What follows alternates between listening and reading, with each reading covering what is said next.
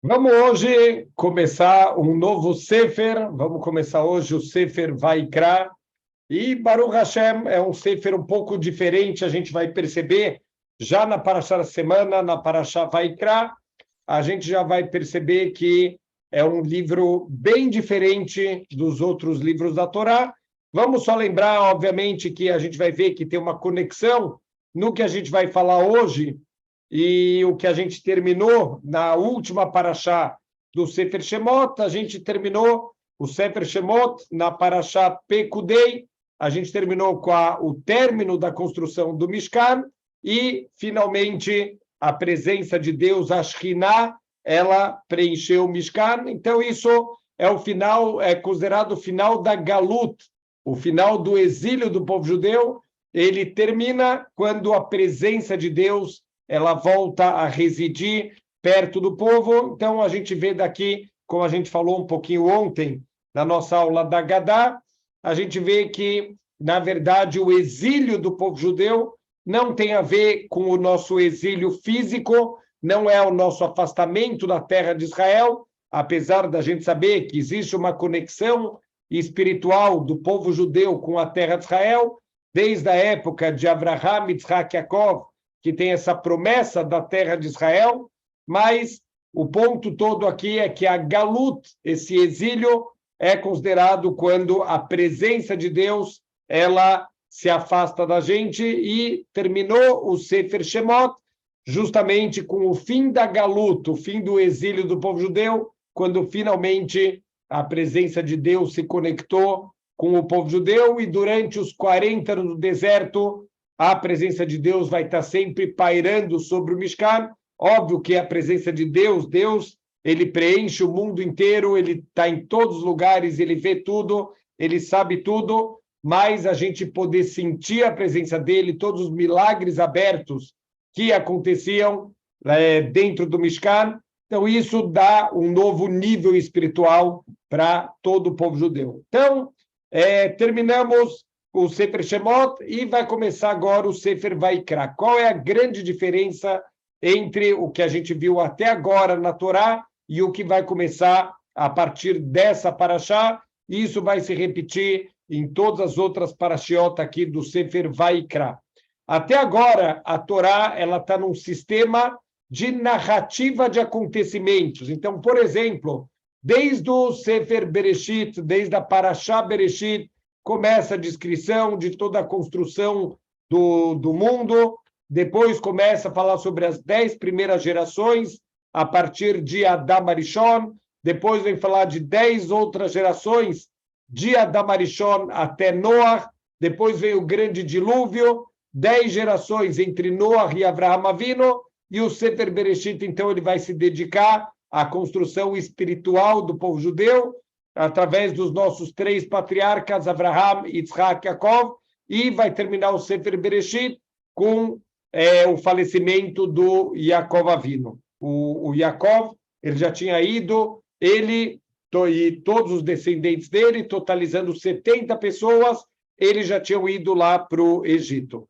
Começa o Sefer Shemot, também continua um pouco da narrativa, a criação do povo judeu começa com a escravização dos descendentes de Yaakov Avinu lá no Egito. Num primeiro momento, eles viveram em paz, em tranquilidade, mas logo depois eles começaram a ser escravizados de uma maneira muito brutal. Então, o Sefer Shemot vai falar de toda a libertação e as pragas e tudo o que aconteceu lá no Egito, até a Parashá Beshalach, quando eles finalmente saem do Egito, ainda tem a abertura do mar, que é descrita na Parashá Beshalach, e depois disso começa Parashá Mishpatim, as primeiras leis da Torá. Parashá Itró vai falar sobre a entrega da Torá lá no Har Sinai, e as últimas Parashot vão falar do bezerro de ouro e da construção do Mishkan. Então, até o final do Sefer Shemot, a gente está vindo numa narrativa cronológica, não necessariamente na ordem. Já falamos alguns eventos que eles não estão escritos exatamente na sua ordem cronológica, mas a gente está vindo com uma narrativa da cronologia dos principais acontecimentos desde a criação do mundo até a criação e formação do povo judeu.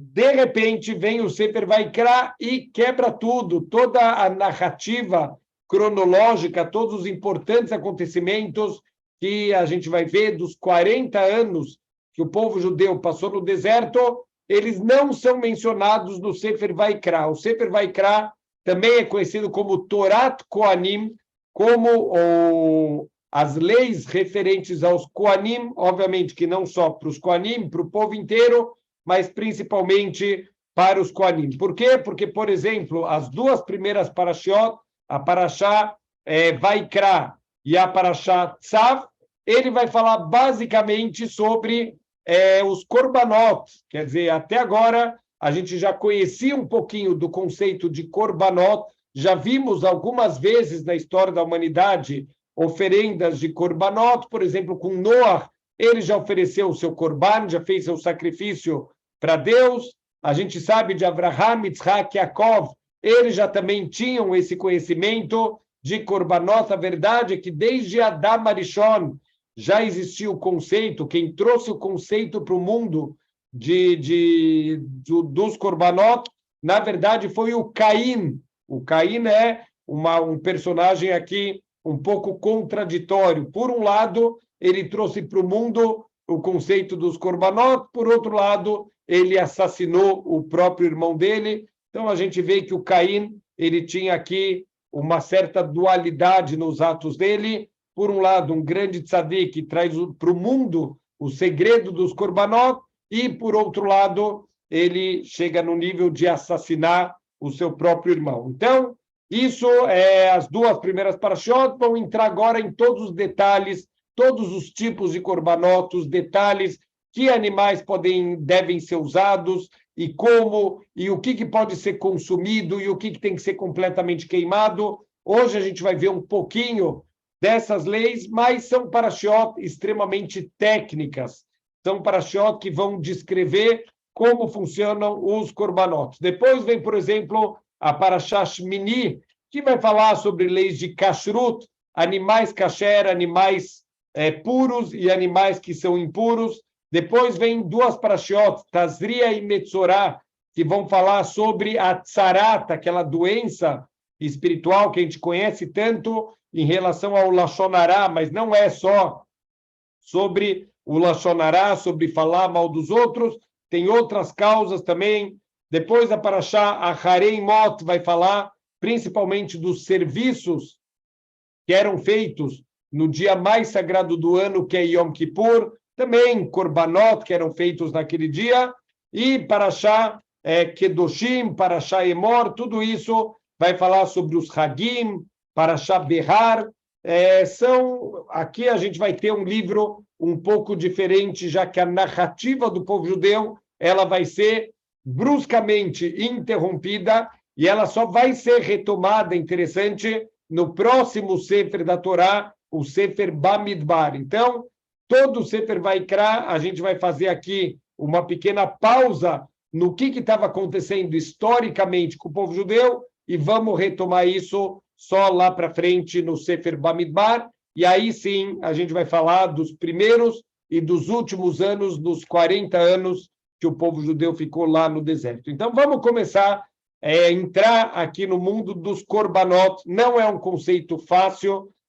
Hoje em dia, para a gente, é um conceito completamente não palpável, porque, infelizmente, pelo fato da gente não ter mais o nosso Beit HaMikdash, o nosso templo sagrado, a gente não tem mais o mérito de poder oferecer korbanot para Hashem. A gente vai ver que os korbanot, eles vêm basicamente com duas funções. Eles vêm ou como um agradecimento para Deus, ou eles vêm como uma expiação, uma limpeza por transgressões que a pessoa, ou até mesmo um grupo de pessoas, ele pode ter cometido. Então, vamos começar a ver um pouquinho aqui dos korbanot. Eu sei que talvez vai ser um pouquinho técnico, muitas coisas que a gente vai falar, mas aos pouquinhos a gente vai entrando, a gente vai mergulhando aqui no mundo dos korbanot para entender um pouquinho melhor como eles funcionavam. A grande pergunta é para quem estudar sobre os korbanot, se a gente acabou de falar que na prática são coisas não palpáveis, são coisas que a gente não pode fazer mais korbanot sem o nosso Beit HaMikdash. Primeiro, Bezrat Hashem, para mostrar a nossa emuná em Hashem, que a gente vai voltar a ter o nosso Beit HaMikdash, a gente não desistiu, a gente sabe que vai vir o Mashiach, vai vir a reconstrução do nosso Beit HaMikdash, e a gente vai estudar e a gente vai usar todo esse conhecimento, Bezrat Hashem, na prática. O Hafetz Haim, ele já tinha um kolel, um centro de estudos para Kohanim, que queriam já começar a estudar as leis dos Korbanot para colocar na prática todas as leis de sacrifícios para quando Bezrat Hashem for construído o Beit HaMikdash.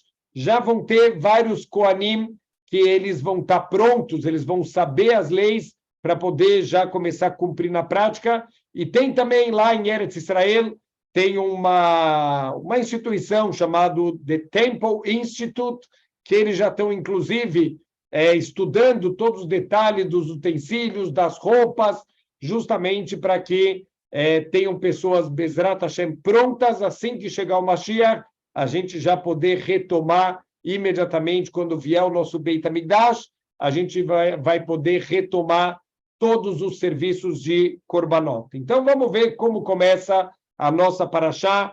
Vaikra el Moshe, depois que foi completado. Então, vamos conectar final da Parashá da semana passada, Pekudei, final do Sefer Shemot. A gente falou que a presença de Deus, ela veio sobre o Mishkan. Então, finalmente foi terminado a construção do Mishkan e a santidade de Deus, a presença de Deus começou a pairar sobre o povo judeu, uma nova conexão do povo judeu com Deus, e Deus agora chama Moshe, vai daber Hashem Eilav me'oel moed lemor, e, quer dizer, convocou Moshe para que ele fosse lá para falar com Hashem. Por que ele teve que convocar Moshe e Moshe não entrou sozinho? A hora que ele viu que funcionou, que o Mishkan está pronto, já está funcionando, porque que ele não entrou para falar com Hashem? Derech Eretz, e olha a humildade de Moshe, ele pensou que talvez, agora que o Mishkan está pronto, Deus vai querer que outra pessoa seja o seu intermediário com o povo. Então, na humildade dele, ele não entrou, ele esperou Hashem chamar ele. Olha o Derech Eretz, os bons modos e a humildade de Moshe Rabbeinu. Mais do que isso, se a gente pegar em qualquer Rumash, qualquer livro da Torá, e também no Sefer Torá, no rolo da Torá, a gente vai ver que a palavra Vaikra, ela está escrito, o Aleph final da palavra Vaikra, ela está escrito um pouquinho menor do que as outras letras. Existem algumas ocorrências na Torá de letras um pouquinho menores ou um pouquinho maiores. Isso esconde muitos segredos, inclusive na Megilat Esther tem um segredo de uma data futura que ia acontecer novamente o enforcamento de 10 filhos de Amã, mas isso é uma outra história, Bezrat Hashem, para um outro momento. Mas o ponto aqui é que a palavra Vaikra, ela está com o Aleph um pouquinho menor. Então, os nossos sábios explicam que o que aconteceu. Quando Hashem ele chamou Moshe Rabbeinu, ele chamou com a linguagem Vaikra. Vaikra é de chamou, quando você chama alguém de uma maneira direta, quer dizer, você teve a intenção de chamar essa pessoa de uma maneira direta. Já a palavra Vaikar, ela vem da raiz de mikre, uma coisa ocasional.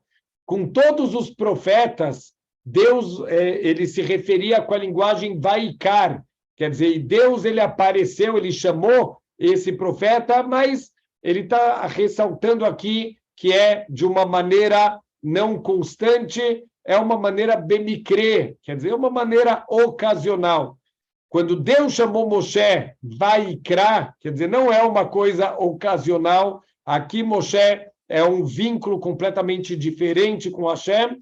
Moshe ele não queria escrever isso na Torá, falou, Deus, eu não quero escrever Vaikra na Torá, porque vão achar que eu sou melhor que os outros profetas, apesar da gente saber que sim, Moshe está acima de qualquer outro profeta. Esse é um dos 13 princípios de Emuná do povo judeu que estão listados pelo Rambam, pelo Maimônides. A gente saber que o Moshe Rabbeinu, ele é o pai de todos os profetas. tanto os que vieram antes dele quanto os que vieram depois dele, e ele falava com Deus, panim el panim, como duas pessoas que estão conversando.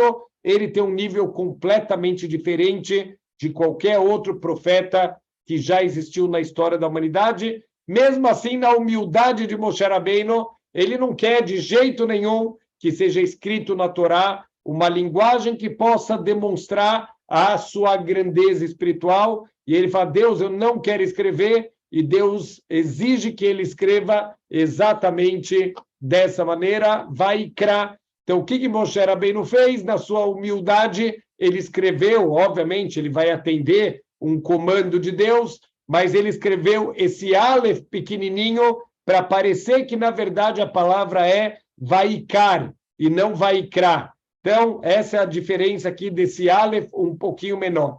É interessante que Moshe Rabbeinu, quando ele escreveu o seu primeiro Sefer Torah, está escrito que ele usava uma tinta, que era uma tinta diferente, uma tinta espiritual, e essa tinta foi dada na medida correta para ele escrever toda a Torá. Se esse Aleph ele ficou um pouquinho menor, quer dizer que sobrou um pouquinho dessa tinta. O que aconteceu com essa tinta que sobrou de Moshe Rabbeinu? A gente viu lá na Parashá Ki Tissá, que quando Moshe Rabbeinu foi rezar pelo povo, ele 3 vezes ele subiu e ficou 40 dias e 40 noites falando com Deus, sem comer, sem beber, sem dormir. Ele literalmente se transformou em um anjo aqui. Ele teve um comportamento como dos anjos, 40 dias sem comer, sem beber, sem dormir. Então ele se comportou, quando ele estava lá no topo do Har Sinai, como se ele fosse um malach. Está escrito que quando ele desceu, finalmente tinha um brilho no rosto dele, que o povo ficou com medo quando viu aquele brilho no rosto de Moshe Rabbeinu. E Moshe Rabbeinu, a partir daquele dia, quando ele falava com o povo, ele tinha que cobrir o rosto com uma máscara, tamanho era a luz que estava emanando do rosto dele. Então, uma das explicações é que luz era essa. Moshe Rabbeinu acabou manchando a mão naquela tinta que sobrou, e ele passou no rosto, e o brilho que tinha no rosto de Moshe Rabbeinu era justamente o brilho daquela tinta especial que ele escreveu o primeiro Sefer Torah. Então, ele, pela humildade dele, ele não queria chamar atenção, e o que aconteceu? O rosto dele ficou brilhando para sempre. Então, o que a gente vê daqui? A pessoa que corre atrás da honra, a honra foge dela. Mas a pessoa que foge da honra, a honra alcança essa pessoa. Sempre a honra corre mais do que a gente. Se a gente corre atrás da honra, a honra vai embora e a gente nunca vai alcançar. Mas se você foge da honra, algum momento a honra vai te alcançar. Então, Moshe Rabbeinu era a pessoa mais humilde da face da terra, e, ao mesmo tempo, hoje em dia, com certeza, Moshe Rabbeinu é a personalidade mais conhecida, mais famosa de toda a história da humanidade. Não sei se existe algum ser na face da terra que nunca escutou o nome de Moshe Rabbeinu. Então, Moshe ele é chamado, e Deus vai começar a ordenar as leis dos korbanot. Daber el Bnei Israel ve'amar talehem, diga para o povo judeu e transmita para eles, Adam ki yakriv mikem korban lashem, quando um Adam, quando um ser humano, quando uma pessoa for oferecer um korban para Hashem, mina behemá, mina bakar, mina tzon, então, tanto dos animais domésticos, do gado, do rebanho, takrivo et korbanchem, ofereça o korban de vocês. Então, aqui nesse passuco, já dava para ficar uma aula inteira só falando aqui de 2 coisas que chamam a atenção nesses versículos iniciais. Quer dizer, o segundo passuco aqui da Parashá, e ele tem 2 pontos que chamam muito a atenção. O primeiro ponto é a linguagem usada, Adam ki yakriv mikem korban. Qualquer pessoa que for oferecer um korban. Essa não é uma linguagem normal de ser usada na Torá. Toda vez que Deus quer se referir a uma pessoa, ele escreve ish. Deveria estar escrito aqui Ish ki yakriv mekem korban, não Adam. Adam também é uma pessoa, mas não é uma linguagem que normalmente é usada na Torá. E uma pergunta ainda maior, começa o versículo falando no singular, um homem, quando ele quiser oferecer um korban, só que termina takrivu et korbanhem, ofereça o korban de vocês. Quer dizer, por que o passuco ele começa no singular e ele termina no plural? Olha que ideia maravilhosa. Para que servem os korbanot? Qual é a ideia dos korbanot? De novo, para a gente, talvez é uma ideia ainda mais não palpável, difícil a gente conseguir entender racionalmente a ideia do korban, de você sacrificar um animal. Então, para que você está fazendo isso? Ainda mais, a gente está numa geração que tem todos os mimimis possíveis e imaginários. Imagina alguém da Sociedade Protetora dos Animais escutando da volta dos korbanot e até passeatas de pessoas sem roupa na Avenida Paulista, como é comum acontecer, qualquer coisa. Aconteceu há pouco tempo, mandaram uma carta-bomba para um laboratório que desenvolvia novos remédios, porque eles usavam animais como cobaia. Então, quer dizer, primeiro, mandar uma bomba para matar um ser humano, isso não tem problema. O problema é só matar os animais, mas matar seres humanos, isso é perfeitamente aceitável. Você mandar uma bomba pelo correio, que pode decepar a mão de uma pessoa, pode matar uma pessoa, esse grupo de defesa dos animais não vê absolutamente nem nada contraditório.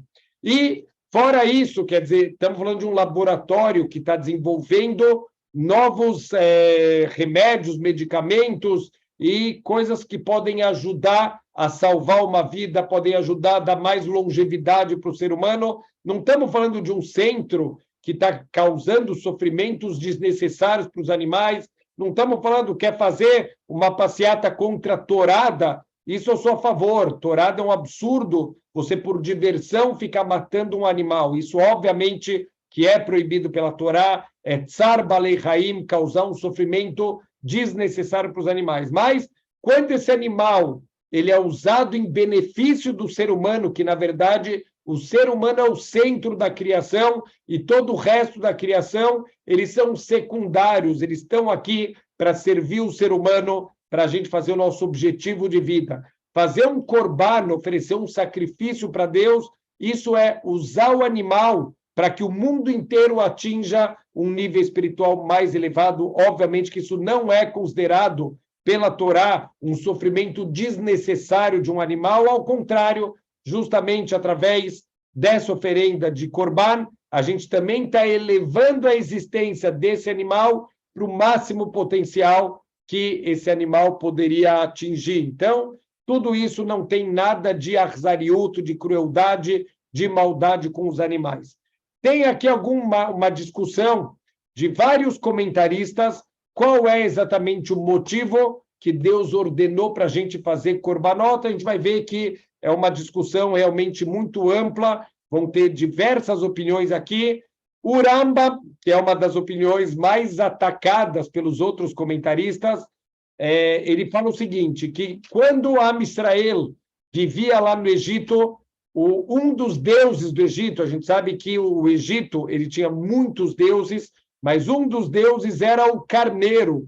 Justamente o Korban Pesach era uma afronta aos egípcios para mostrar que o Deus deles, o que eles consideravam Deus, não tem força nenhuma. No dia 10 de Nissan, que é o que a gente relembra no Shabbat Agadol, todo judeu ele levou para casa um carneiro para amarrar na sua cama, para ser sacrificado no dia 14 de Nissan, que é na véspera da nossa saída do Egito.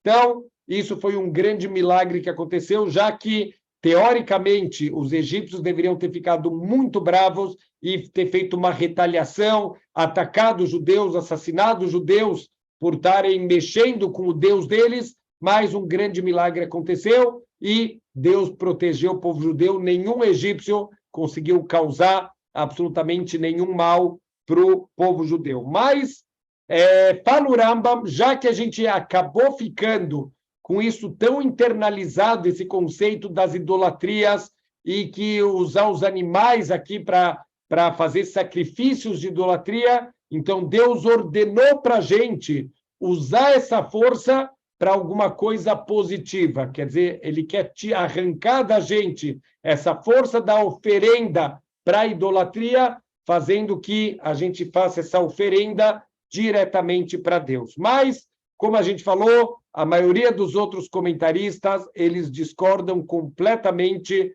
dessa visão do Rambam, do Maimônides. Um dos principais é o Ramban, o Nachmanides. Ele tem brigas gigantescas com o Rambam. Eles chegaram a viver na mesma época, mas eles têm uma diferença considerável de idade entre eles. O Ramban, ele critica muito essa opinião do Rambam.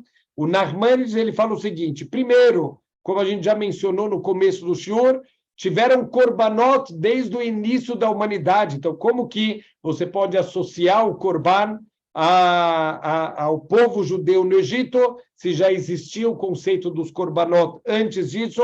E, mais do que isso, o Ramban, ele questiona como que pode ser que Deus deu tantas leis, Deus escreveu aqui algumas parashiot da Torá, com todos os detalhes, todas as leis dos korbanot, só para arrancar do nosso coração uma idolatria egípcia. Quer dizer, não faz sentido nenhum. Essas são as críticas que o Ramban ele faz para o Rambam, para o Maimônides. Então, o Ramban vem trazer o seu próprio motivo, sua própria explicação para a existência dos korbanot. Ele fala que as averot, os pecados que a gente faz na vida, normalmente são divididos em 3 partes. Existe o ato, existe a fala e existe o pensamento. Então, para consertar essas 3 fases de uma transgressão, a gente precisa oferecer um korban. Por quê? Porque também as várias partes da oferenda do korban, cada uma dessas partes vai consertar uma dessas 3 áreas que foram envolvidas na transgressão. Então, por exemplo, a pessoa que traz o animal para ser sacrificado, por exemplo, quando ele fez uma transgressão e trouxe esse animal, ele precisa apoiar as mãos na cabeça do animal com força, forçar a cabeça do animal para baixo. Então, isso é para consertar o ato. Então, esse ato de empurrar a cabeça do animal é para consertar o seu ato pecaminoso. Depois disso, ela faz um vidui.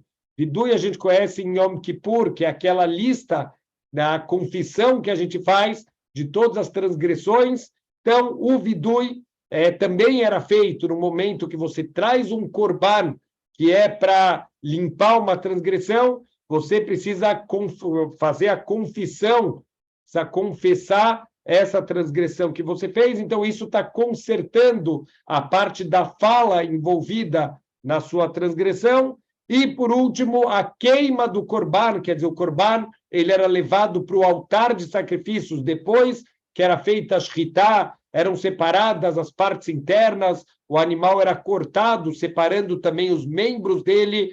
Tem toda uma ordem, de novo, é extremamente técnico, mas é muito interessante a gente estudar um pouquinho dos detalhes aqui dos korbanot, e, obviamente, que tudo tem um simbolismo, tudo tem uma implicação espiritual muito mais profunda, mas quando a pessoa via aquele korban sendo sacrificado na frente dele, quer dizer, a shritá, o abate daquele animal, e a pessoa tinha que presenciar isso, o que ele entendia? Que quem deveria estar morrendo naquele momento é o transgressor, não o animal, mas Deus teve misericórdia e ele transferiu a morte que deveria recair sobre o transgressor, ele transferiu sobre o animal essa morte. Então, quando a pessoa ela refletia sobre isso, ela pensava no mal que ela está causando. Olha só, o meu mal, a transgressão que eu fiz, agora está causando a morte de um animal. Então, isso vai corrigir a parte do pensamento pecaminoso que ele teve.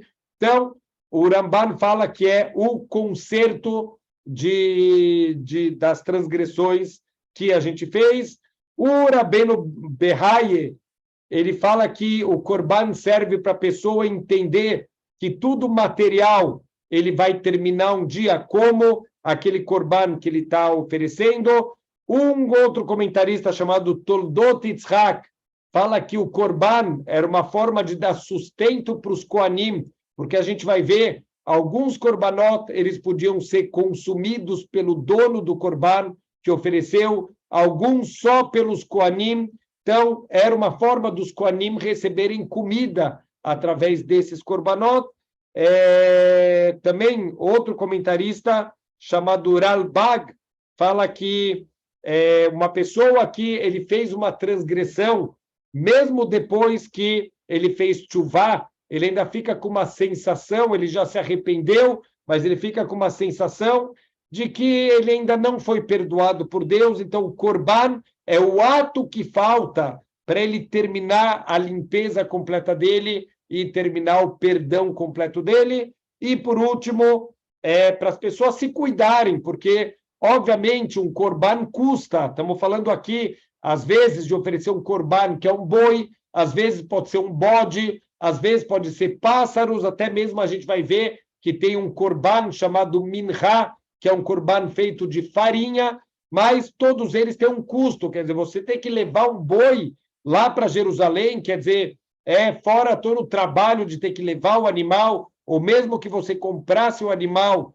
lá em Jerusalém, mas tem um custo envolvido, obviamente que a pessoa vai ser muito mais cuidadosa se ela souber que, olha, se eu não me cuidar, eu vou ter que trazer aqui um corban para Jerusalém, isso vai me custar tempo, dinheiro, então a pessoa ela vai ser, certeza, muito mais cuidadosa. Então, agora, já dá para entender um pouquinho o que a nossa paraxá começou falando. Adam ki yakriv mikem korban. Por que Adam?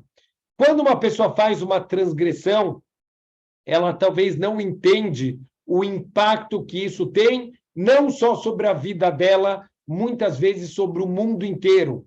Vocês querem uma prova que o erro de uma única pessoa pode impactar o mundo inteiro em todas as futuras gerações? Adam Arishon. O que Adam fez? Ele fez uma transgressão, ele errou, Deus pediu para ele não comer da árvore do conhecimento do bem e do mal, era o único fruto que ele não podia comer em todo o Gan Eden, e Adam ele não cumpriu a vontade de Hashem, e ele comeu daquela fruta. O que aconteceu? Ele foi expulso do Gan Eden, quer dizer, todos os descendentes de Adam deveriam nascer dentro do Gan Eden. A gente podia estar lá no paraíso, literalmente. A gente podia estar no Gan Eden se Adam não tivesse feito o erro dele. Segunda consequência, qual é a maldição, a clalá, que Deus deu para Adam Arishon? Você vai agora ter que trabalhar duro no Gan Eden. Os anjos serviam comida para Adam Arishon, agora você vai comer o seu pão com o suor do teu rosto, vai ser difícil para você fechar o mês, todo mês vai ser suado para você ter trabalho e conseguir pagar suas contas no final do mês. E fora isso, Adam Arishon, ele era um ser imortal, e Deus avisou para ele que agora, como você comeu, você vai morrer, não uma morte imediata, já que a gente sabe que Adam, ele viveu 930 anos, mas você vai agora se transformar num ser mortal. Você perdeu a sua imortalidade, você voltou a ser um ser mortal. Então, olha que incrível.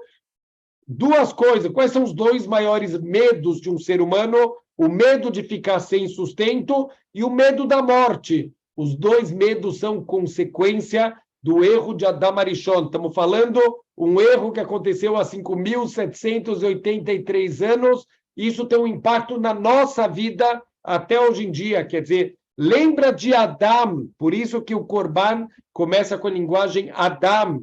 Antes de fazer uma transgressão, lembra do impacto de uma transgressão na humanidade inteira. Assim a gente fala em Rosh Hashanah e Yom Kippur que a gente tem que fazer tchuvá e consertar os nossos atos.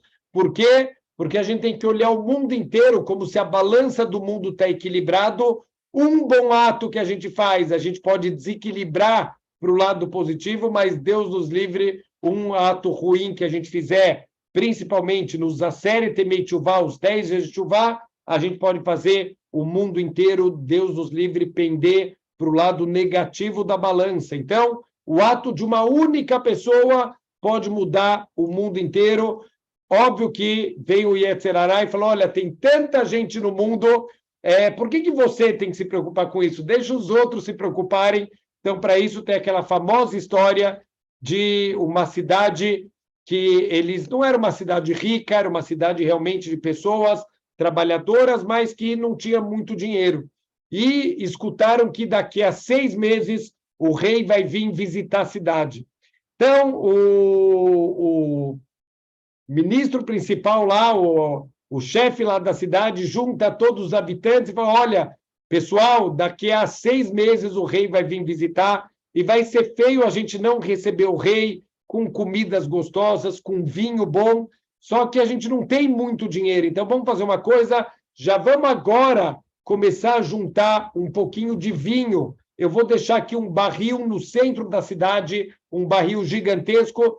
Toda semana, cada família vai trazer um copo de vinho para doar aqui pela cidade inteira. Daqui a 6 meses, a gente vai estar com o barril cheio, sem que isso seja pesado para nenhuma família. Um copinho de vinho por semana. Acabou. Teve uma das famílias que ele quis ser esperto. Ele falou, olha, eu entendo que é importante a gente dar vinho para o rei, mas eu não vou gastar do meu vinho para dar para o rei. Então, o que ele pensou?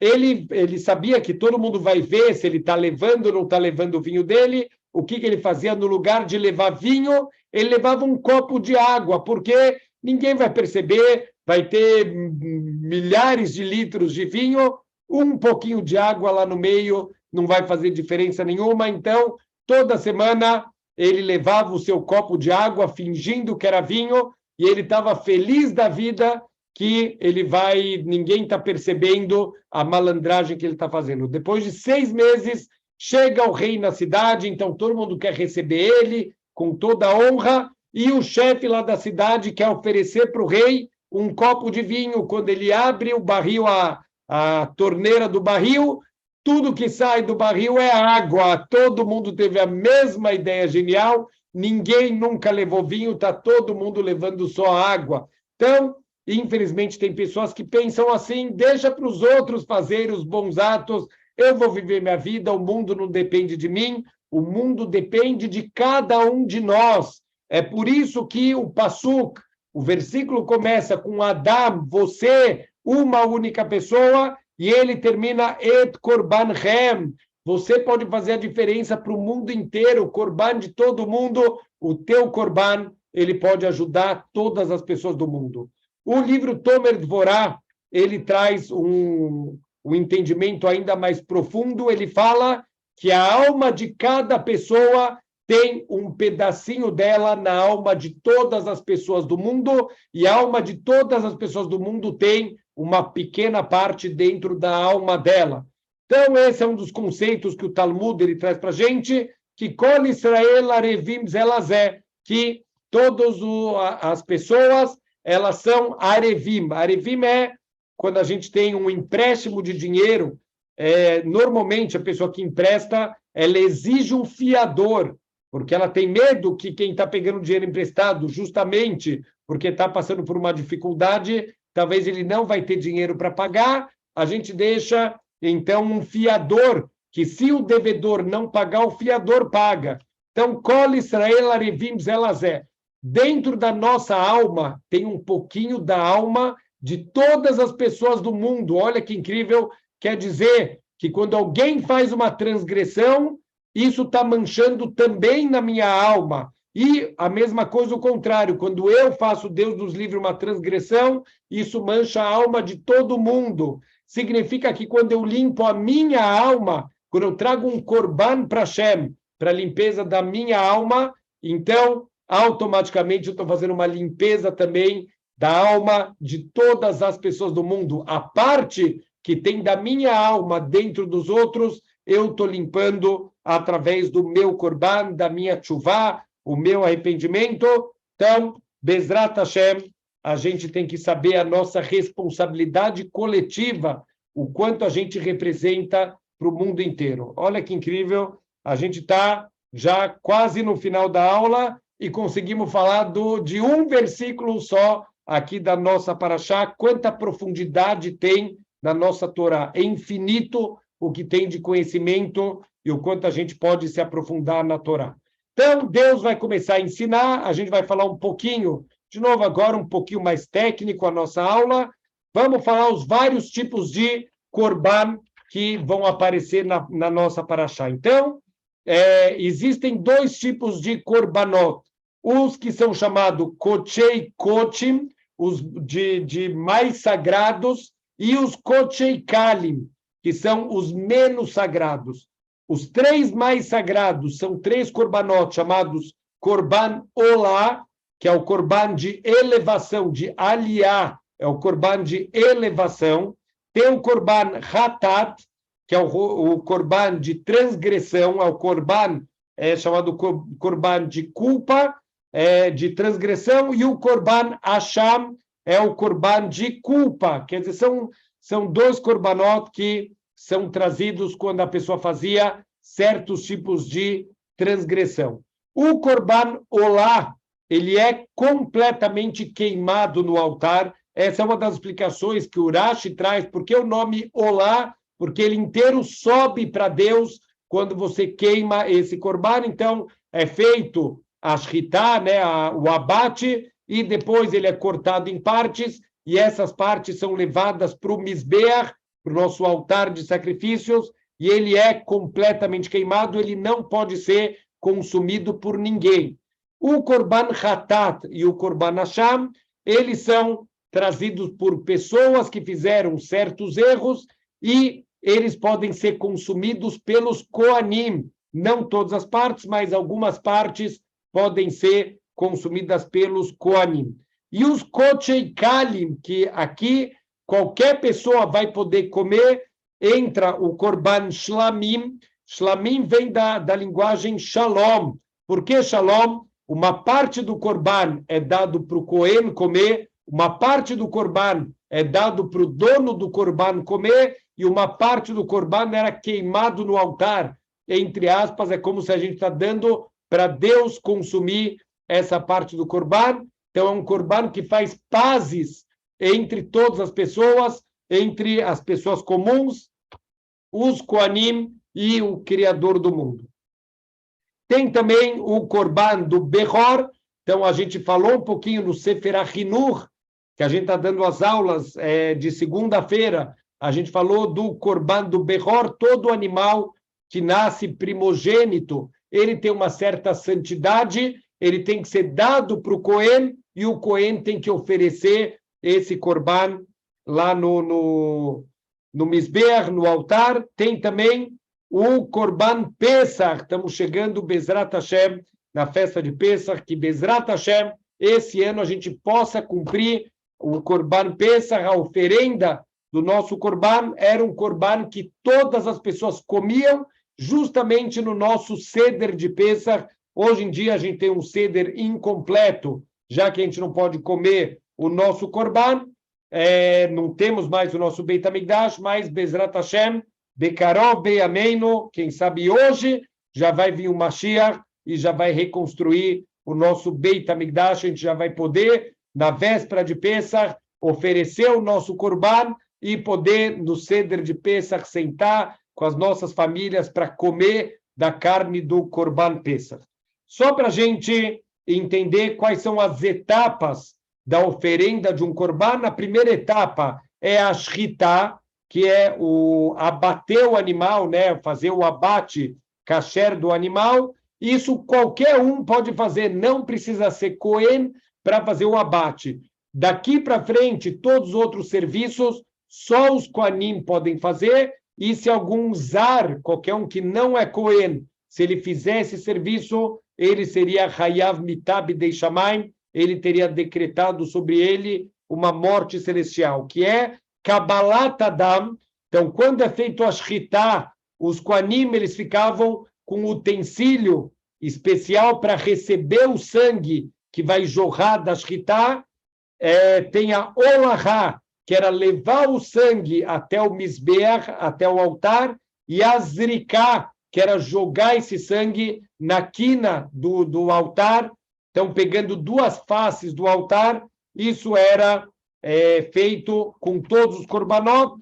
Depois disso vai ser tirado a pele do animal, vai ser cortado em partes esse animal, e ele vai ser, dependendo, como a gente falou, se ele pode ser consumido, se ele não pode ser consumido, as partes que precisam ser queimadas vão ser levadas para o altar, e as outras partes vão ser distribuídas para as pessoas que podem comer. Existe um certo tempo que as pessoas podem comer cada um dos korbanot, e depois disso, se a pessoa não terminou de comer, ele já fez uma transgressão, que é chamado de notar, quer dizer, sobrou além do tempo permitido, e a pessoa ela deve queimar esse korban que sobrou, é uma forma de consertar o erro dele ter sobrado. Então, por isso, um detalhe interessante do Korban Pesach, obviamente que não era um korban, um cordeiro para cada pessoa, não precisava trazer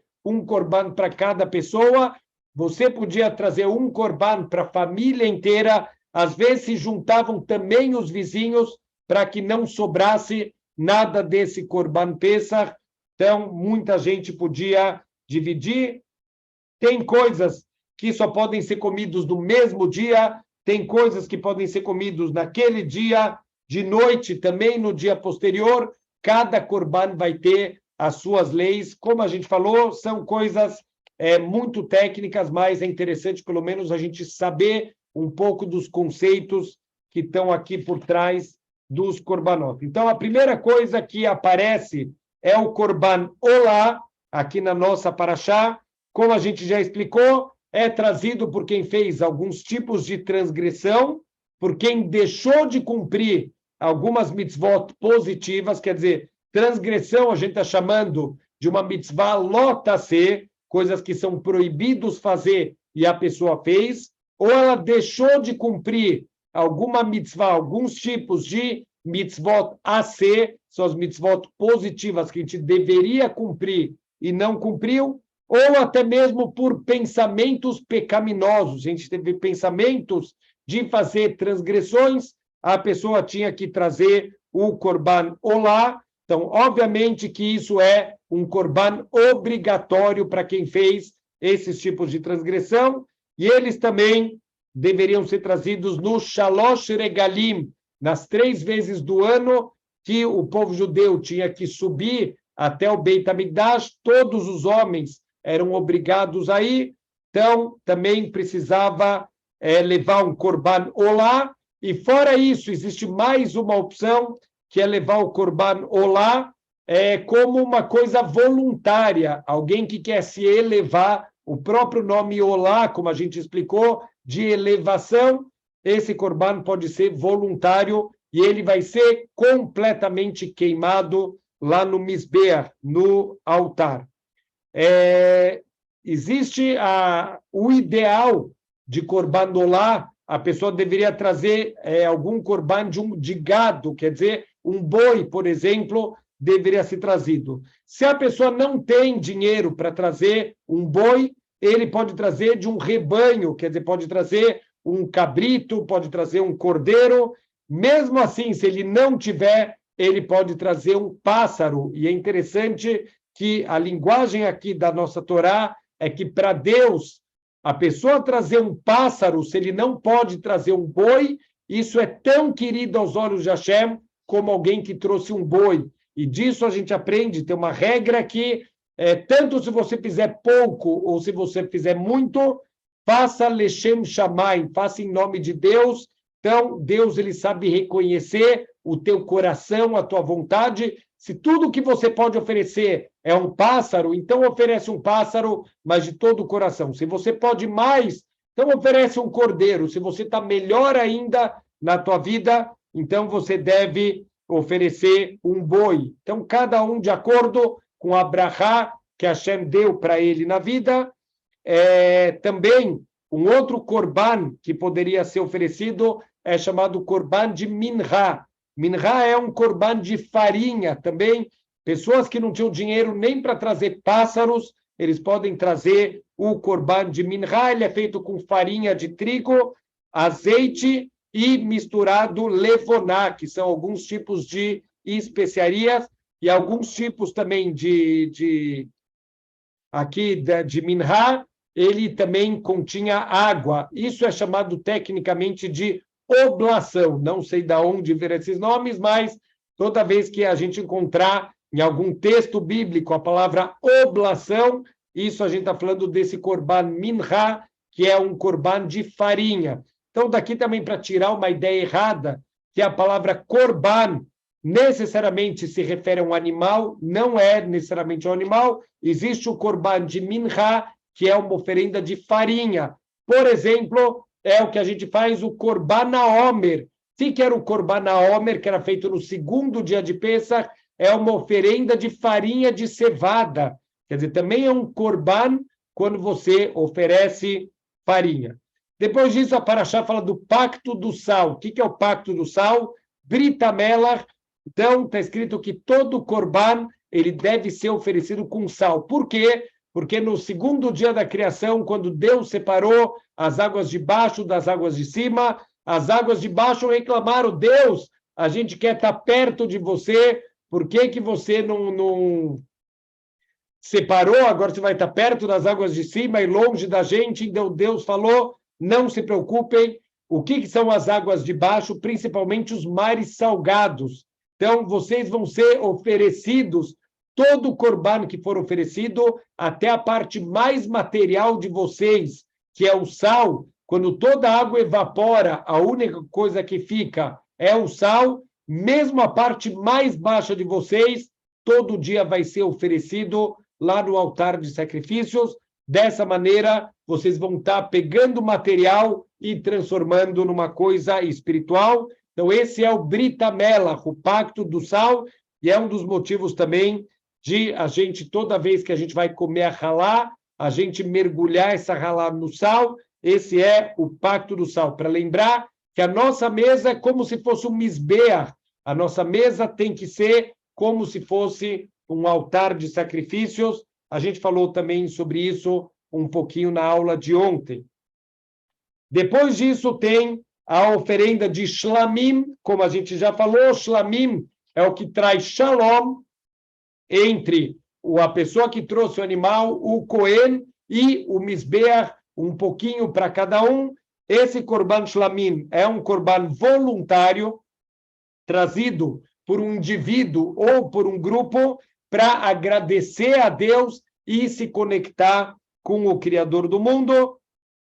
Então, Baruch Hashem, isso é distribuído, essa carne, para que todo mundo saia feliz aqui desse Korban Shlamim. Depois disso vem o Korban Hatat, como o próprio nome já diz, ele está associado a alguns tipos de het, alguns tipos de transgressão. Ele é trazido, ele é obrigatório para quem fez alguns tipos de transgressão não intencional.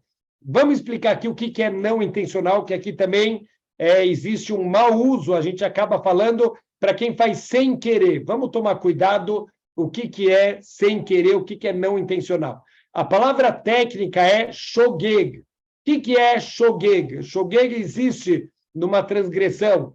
Ou a pessoa fez bemezid, quer dizer, a pessoa fez intencionalmente a transgressão. Para isso não tem corban, não adianta. A pessoa que tinha claridade da transgressão e fez a transgressão não pode oferecer corbanot, ela tem que mudar a forma de viver a vida dela. Não dá para você continuar vivendo da mesma maneira, sabendo que é uma transgressão e tropeçando nisso. Se a pessoa ela esqueceu que é uma transgressão, vamos dar um exemplo nas alahot de Shabat. No Shabat, por exemplo, uma pessoa esqueceu que é Shabat, ela vai entrar no banheiro, esqueceu que está no Shabat e ela acendeu a luz. Ela teve intenção de acender a luz, ela não teve intenção de quebrar o Shabat, mas ela tinha intenção de acender a luz. Ou um outro exemplo, alguém que não sabia que é proibido acender a luz do Shabat. Ela tem a intenção de acender a luz, mas ela não sabia que isso é proibido no Shabat, ela não teve intenção de quebrar o Shabat. Isso é chamado shogeg. Agora, uma pessoa que esbarrou no interruptor de luz, isso não é chamado shogeg. Ela não teve intenção nenhuma de fazer o ato que ela fez. Isso é chamado mitasek. Isso foi um acidente. Isso não precisa korban. A única coisa que precisa korban hatat é quando foi um erro beshogeg, um erro não intencional. Então, só para a gente lembrar que a gente mencionou, um dos motivos dos korbanot para que a gente seja um pouco mais cuidadoso, já aconteceu, infelizmente, com muita gente, de no meio do Shabat a pessoa acorda e esqueceu que está no Shabat e acende a luz, ou desliga o despertador, ou faz qualquer outra transgressão do Shabat.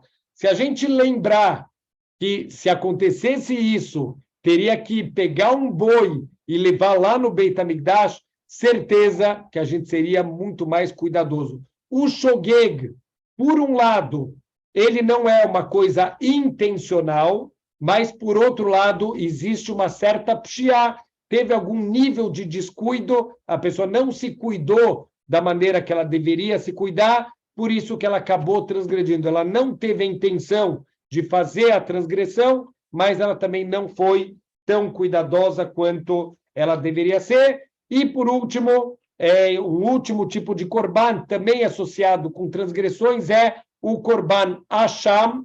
Asham também vem de erros, ashamot, são transgressões que a pessoa ela cometeu, cada um está associado com alguns tipos específicos de transgressão, e existe o korban oleve e ored, depende quanto a pessoa tem para levar, ele vai ser exigido só no nível que ele pode levar. Então, como a gente falou, se ele puder um boi, se não pode um boi, pode ser um cordeiro, se não pode não ter um cordeiro, pode ser um pássaro, e se nem um pássaro ele pode levar, que ele leve pelo menos uma oferenda de minhá, uma oferenda de farinha, e o outro é o Hasham Talui, que a pessoa ela fez uma transgressão grave, mas na verdade ela não tem certeza. Tem 2 pedaços de carne, um que é uma carne permitida, um que é helev, que é uma parte da gordura que é muito proibido a gente comer do boi.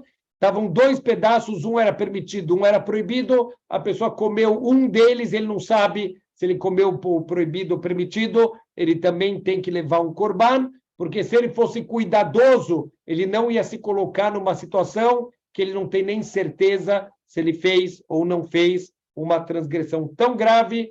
Então, esses são os korbanot, e na semana que vem, Bezrat Hashem, a gente vai detalhar um pouquinho mais outros tipos de korbanot. Shabbat Shalom.